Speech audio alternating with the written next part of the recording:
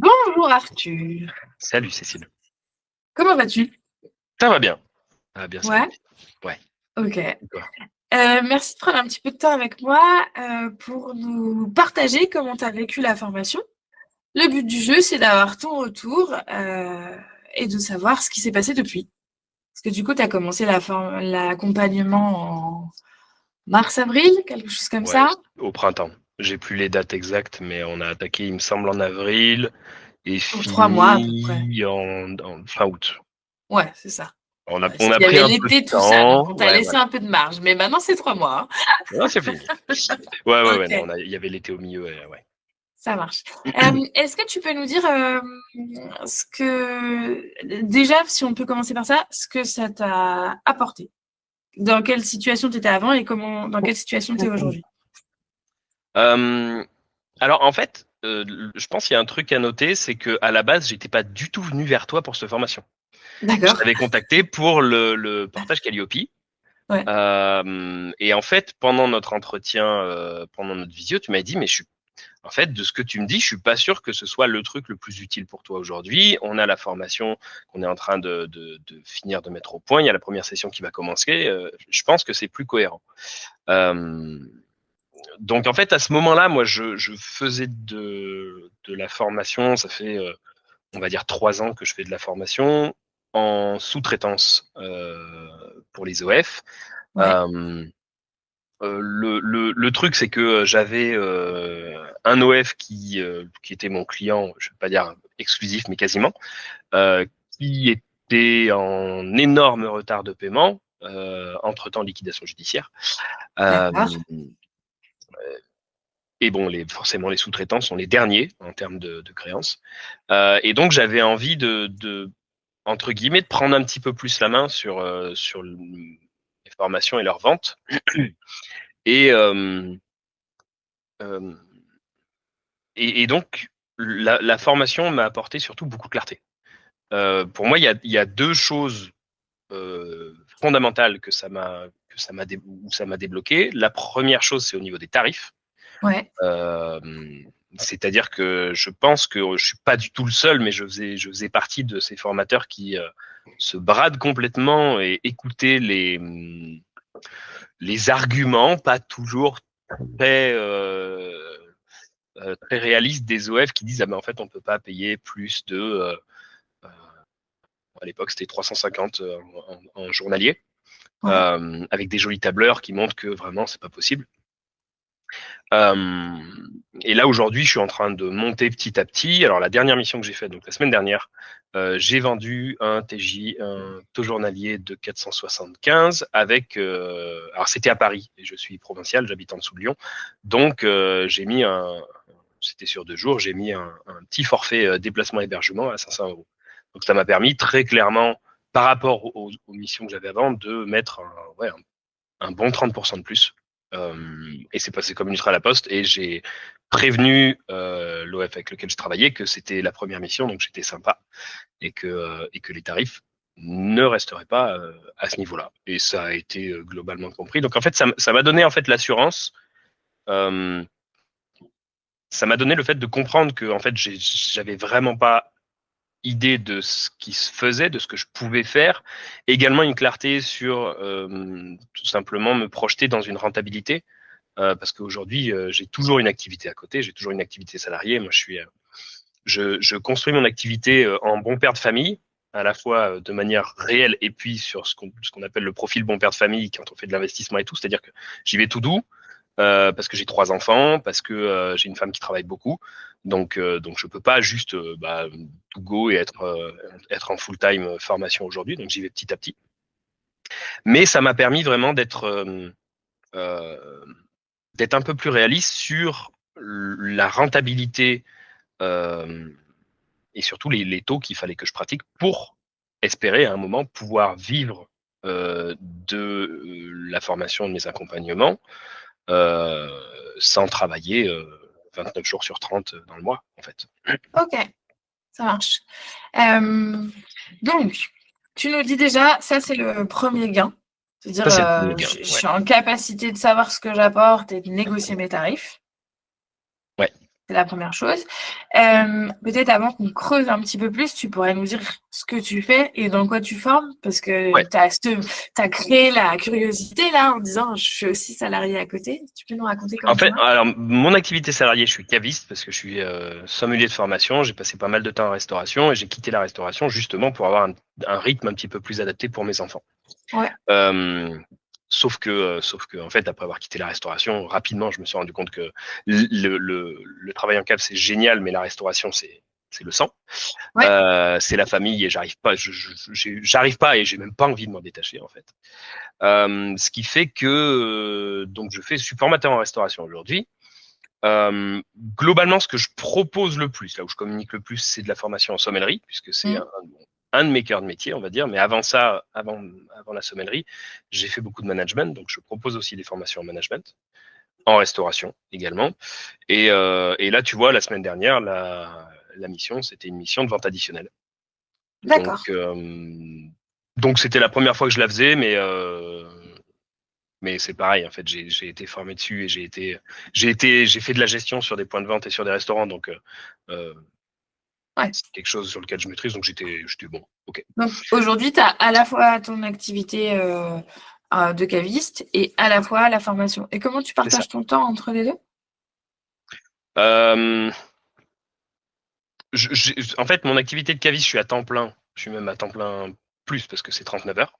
Ouais, Mais j'ai la chance d'avoir un patron qui est plutôt cool à ce niveau-là. Donc en fait, quand je pose des jours pour faire de la formation, bah, je pose des jours pour faire de la formation et il s'adapte. ok. Enfin, on s'adapte. S'il y a vraiment des semaines où c'est compliqué, ben voilà, il me dit bah pas là, s'il te plaît. Mais globalement, il est assez cool pour ça.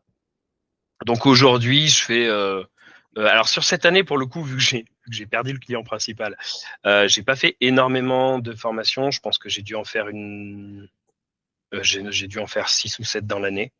Ouais, Euh, le but pour moi, ça va être de passer courant 2026, de passer à temps partiel sur la cave pour pouvoir justement en faire un peu plus et développer un petit peu plus la formation. Alors d'accord. pas forcément sur Paris. J'aurais bien dit que c'était un peu exceptionnel que je monte à Paris, mais moi je suis en dessous de Lyon, donc en région lyonnaise, il y a pas mal de boulot quand même niveau restauration. C'est un peu connu pour ça. Donc, Ok. donc l'idée, c'est ouais, C'est une zone 2026, où normalement le vin n'est pas mauvais non plus, quand c'est même. pas mal non plus. Ouais, il y a moyen de faire des choses. Il y a moyen de faire des choses. Je suis pas une grande connaisseuse, mais il me semble que par là, il y a ce qu'il faut. Donc du coup, tu nous dis, avant l'accompagnement, toi, tu vends tes formations, enfin tu vends tes formations. Tu travailles en tant que sous-traitant et on te dit c'est 300 € 350 € la journée, point. Ouais, Et puis là, on va dire 3-4 mois après que tu aies fini l'accompagnement, parce que c'est ça un peu, hein, ça ouais, fait temps là, tu as été en capacité de dire bah ok, je continue la sous-traitance parce que ça me va bien comme fonctionnement, mais par contre, c'est pas 350, c'est 475 et hors frais de déplacement, quoi. ouais. Et Ok. la formation que j'avais fait avant, alors c'était une petite formation sur une journée qui était pas super loin de chez moi, Ouais. qui était en Ardèche, une formation vin pour un monsieur qui a une fromagerie qui fait de la restauration, et j'ai facturé 500 euros pour la journée. Ok, ça marche. Donc tu fais Maintenant, aussi un peu 500 de. euros, c'est mon seuil bas. Ouais, j'allais dire parce que c'est de la vente directe, ça.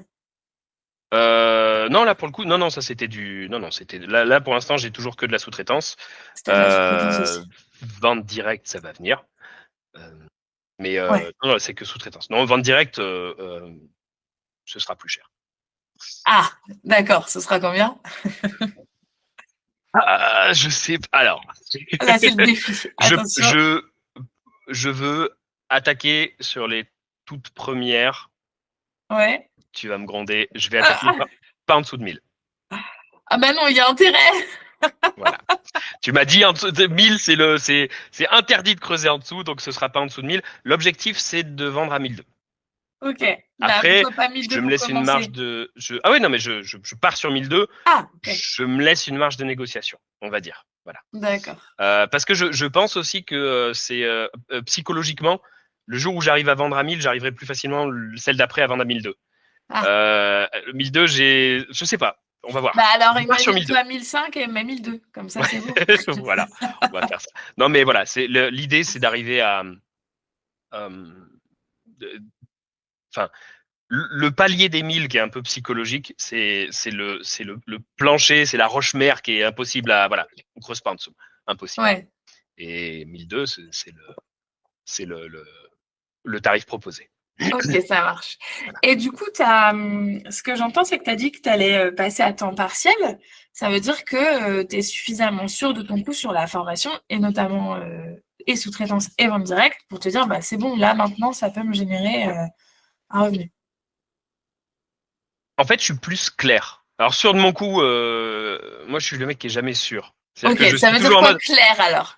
bah, clair, ça veut dire que je sais, on a eu cet entretien où on a fait un petit peu les calculs de, en gros, si tu bosses tant de jours, dis-toi bien que tant de jours en présentiel, c'est tant de jours réellement travaillés. Oui. Enfin, voilà, il y a tout ça qui fait que je suis pas dans le flou. J'ai une fiche de calcul précise sur ce qu'il faut faire pour pouvoir en vivre correctement, avec mes petits taux de TVA, de machin, de trucs. Ce qui fait que j'ai cette clarté de me dire, je me lance pas à l'instinct. Je me Hmm. lance avec quelque chose de carré. Je suis quelqu'un qui fait beaucoup les choses à l'instinct. On en a parlé aussi quand on parlait d'animation de formation, parce que là où je suis sûr de moi, c'est sur mon savoir-faire métier, que Ouais. ce soit sur le vin, que ce soit sur le management. Je sais très bien que j'ai un bagage largement assez important pour faire les formations qu'aujourd'hui je donne. Ce qui fait que je me suis pas mal reposé, et ça va être le deuxième point que m'a apporté la formation, Ouais. sur ça, pour, entre guillemets, y aller à l'impro. D'accord. C'est-à-dire être très dans l'adaptation, et donc très dans l'adaptation aux clients et aux stagiaires, et donc arriver avec une base, globalement, on a le squelette, et Ouais. construire le reste, pas en direct, mais quasiment. C'est-à-dire arriver à faire quelque chose de retomber sur mes pattes parce que j'ai ce qu'il faut en bagage derrière. Et, euh, et aujourd'hui, avec la formation, j'ai aussi eu ça. Ça a été le deuxième point qui a été très, très enrichissant pour moi.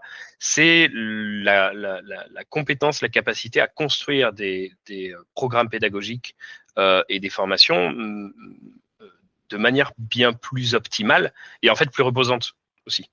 Ah oui, Parce j'allais que dire c'est qu'est-ce que tu as super gagné. l'improvisation, c'est super l'improvisation, mais c'est fatigant. C'est fatigant parce que c'est comme un métier d'acteur, c'est pareil, t'es là et en fait t'es dans la création on point et voilà, c'est un peu plus compliqué. Euh, et ce qui fait que j'avais, par exemple, il y a une chose, c'est que j'avais beaucoup tendance à toujours vouloir rajouter des trucs dans mes formations, à toujours en Ouais. mettre plus, à toujours, tu vois, sur ma formation sommellerie, je mettais quasiment tout le temps un module entre guillemets en plus des programmes catalogue officiel machin et tout sur la gestion d'une carte, la gestion financière, ingénierie de menu appliquée au vin. Enfin, un truc qui en fait va être euh, c'est pas que c'est hors sujet, c'est juste que déjà 9 fois sur 10 je m'adresse pas à des gens qui gèrent. Ouais. Je trouve ça intéressant quand même pour eux, mais je m'adresse pas aux gens qui gèrent. Et en plus de ça, factuellement, c'est le genre de module que je peux vendre à des directeurs et à des gestionnaires, en fait. Pas apporter aux serveurs ou aux chefs de rang Gratuit. gratuit. Ouais. Voilà. Et en structurant, en fait, mes programmes, en travaillant aussi également le rythme de mes programmes, parce que ça, pour le coup, autant sur les compétences métiers, j'ai toute confiance en moi, autant je me suis rendu compte pendant la formation que sur la rythmique des formations, j'étais une bille totale. Et j'étais D'accord. toujours dans on avance, on avance. Non, je me suis rendu compte que c'est bon, prends le temps. Il y a des constructions qui optimisent l'apprentissage. Et il y a d'autres choses à prendre en compte que juste quelle information tu mets dans la formation. Ouais. Euh, et donc, en fait, j'ai pu euh, assainir les rythmes d'enseignement, les rythmes de formation, optimiser les formations et du coup, même pour moi, en fait, être beaucoup plus carré sur ce qui est dans la formation, ce qui est pas dans la formation et pas faire un espèce de j'en mets toujours plus parce que je suis pas trop sûr de ce que je fais. Ok. Donc, moi, ce que j'ai entendu, c'est que maintenant, tu sais négocier tes tarifs, même quand tu es sous-traitant. Ouais. Il y a ça en premier. Tu structures tes formations davantage, donc ça te repose. Et en plus, Tu as de quoi faire des ventes additionnelles puisque tu as enlevé ce qui était en trop. Ouais. Donc, ça fait 3 choses déjà. Est-ce qu'il y a autre chose encore que ça t'a apporté? Ou est-ce qu'on a fait le tour? J'ai eu aussi entre guillemets dernière chose, parce que en gros c'est les points majeurs, mais Ouais. il y en a un troisième qui est que j'ai eu aussi une réflexion et des prises de conscience au niveau de au plus marketing avec Elodie. Ouais. Alors l'exemple, je pense que je vais donner un exemple, ce sera bien plus Vas-y. clair et parlant. C'est une réalisation, enfin c'est une conclusion qu'on a eue sur un des entretiens avec Elodie. Je travaille en cave actuellement. C'est-à-dire que régulièrement, je vois des agents de domaine viticole, voilà, des mecs dont le métier, c'est de venir vendre les vins, de venir mettre les vins à la gamme des caves. Sauf que ces mecs-là, ils bossent aussi avec les restaurants. Ouais. Et régulièrement, je le sais parce que du coup, il y en a 2-3 avec lesquels je suis assez copain, régulièrement, ils me disaient, mais en fait, j'ai des restaurants qui me disent, mais il est super bon votre vin, mais moi, j'ai pas l'équipe pour vendre ça. Et ce qui fait que avec Elodie, on s'est mis, elle m'a fait réaliser, et du coup, je suis en train de construire ça, de construire une sorte d'offre entre guillemets, quelque chose de très carré que je puisse proposer non pas aux restaurateurs directement, mais sur laquelle je puisse communiquer avec les agents des domaines viticoles. Ouais. Quand ils se retrouvent avec leurs clients restaurateurs, puissent dire, t'as pas l'équipe pour vendre? Attends, je connais un mec, Et ouais. il prend 2 jours et ton équipe, elle sait vendre du vin. Et en plus, c'est finançable, Calliope. C'est Ouais. finançable Opco. Et donc, arriver à avoir on a eu ensemble cette réalisation de cette espèce de manne Ouais, d'avoir des vrais partenariats, quoi. d'avoir des partenariats et d'avoir des oh purée, je sais plus ce que Des c'est le mot. C'est prescripteurs? prescripteur. Merci beaucoup. Je l'avais en début de la conversation, je l'avais plus là. D'avoir des prescripteurs en fait, et j'avais vraiment j'ai des prescripteurs là dans mon réseau direct qui peuvent m'apporter des clients parce que eux, ça leur permet aussi de potentiellement faire des ventes et avoir Déplacer leur vin, ouais. ce truc-là, de placer leur vin et notamment de placer leur vin sur des vins généralement un petit peu plus premium parce que c'est là-dessus où les restaurateurs ont un petit peu plus des fois de mal à vendre. Sachant que en plus pour le coup en ce moment dans le secteur vin, très clairement tout le monde recherche des petits prix avec des bons rapports qualité-prix, donc les vins premium c'est vraiment là où ils galèrent un peu plus à les vendre. Donc ça répond clairement à un besoin pour eux, un besoin pour moi et un besoin restaurateur, donc tu as une synergie qui se fait et Donc c'est en quelque fait, chose que j'avais pas structuré en fait. ouais. Donc en fait, c'est vraiment quand on dit aux formateurs, enfin moi quand je les rencontre et que je leur dis on trouve des solutions de vente qui vont te parler et qui seront confort, là tu es là-dedans quoi. On t'a Voilà. pas dit prends le bottin, décroche ton téléphone et démerde-toi. Non, parce qu'en plus tu sais, je repousse encore. Tu vois, quand on disait, est-ce que tu es sûr de passer temps partiel et tout machin, ça va se faire à partir du moment où je vais casser ce blocage de la prospection.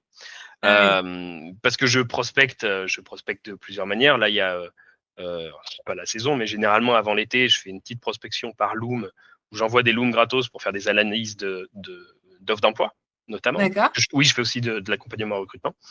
Euh, mais le téléphone, Eh oui. mais je pense que je suis pas le seul dans le cas. Hein. Non, mais c'est pour ça qu'on Je propose pense pas qu'on est ça, très parce que nombreux. personne n'aime faire ça. Non. Ah oui. Mais je vais Alors faire. que passer avec les prescripteurs, c'est quelque chose de plus doux en C'est fait. bien plus fluide. C'est bien plus fluide, c'est plus Et doux. puis ça a du sens, c'est-à-dire qu'ils sont là, il y a un vrai besoin, ils répondent aux besoins à ce moment-là, et c'est ça l'objectif. Hein. Ouais. Ok. Est-ce que tu veux ajouter un dernier mot? Merci. Merci, je m'attendais pas à Merci celui-là, pour mais la je le prends formation. avec Non, mais plaisir. alors pour le coup, j'en avais parlé la dernière fois au téléphone. La formation indé bien payé. J'ai fait pas mal de formations ces dernières années, puisqu'en fait, ça fait depuis 2019 que je fais un petit peu de formation, que je fais un petit peu de création de contenu, de blogging, de machin, de trucs. Et donc, j'ai fait beaucoup de formations entre-temps. Je pense qu'en tout, j'ai dû dépenser quelque chose comme 12 ou 13 000 euros en formation depuis 2019.